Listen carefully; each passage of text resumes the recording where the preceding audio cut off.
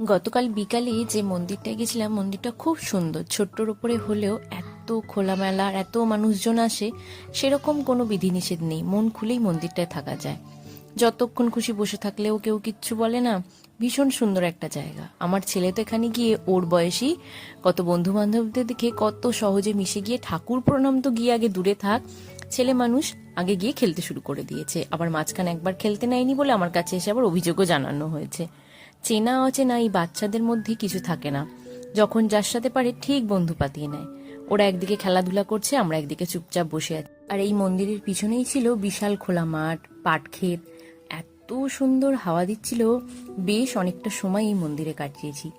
কিছুতেই বাড়ি আসতে মন চাইছিল না। মন্দিরে সন্ধে দেওয়া হলো, মন্দিরে তালা লাগানো হলো, কিন্তু এই সিঁড়িতে বসে থাকাই যায়। যতক্ষণ খুশি বসে থাকলে কেউ কিছুই বলে না। বেশ সুন্দর এই তারা মায়ের মন্দিরটা। সকাল সন্ধে দুবেলা পুজো হয়। আর এটা ছিল আজকের সকালবেলা। সকালবেলা বলতে বেশ বেলার দিকে এসেছি এখন বাপের বাড়ি। আর আমার বাড়ির থেকে আমার মামার বাড়ি খুব কাছে, তাই বেলার দিকে চলে গেছিলাম মামার বাড়ি। যেহেতু ছুটির দিন, মামাদের সাথে দেখা হবে, দাদা আছে, সেই কারণেই যাওয়া। বাপের বাড়ি তো যাওয়া হয়, কিন্তু মামার বাড়ি এখন আর যাওয়া হয় না। গিয়েই আগে চলে গেছি ভাইয়ের গাছপালাগুলো দেখতে। বৃষ্টির জল পেয়ে যেন গাছপালাগুলো আরো বেশ সবুজ লাগছে একদম। এত সুন্দর ফুল হয়েছে প্রত্যেকটা গাছে, আবার কত কুড়িতে ভরা।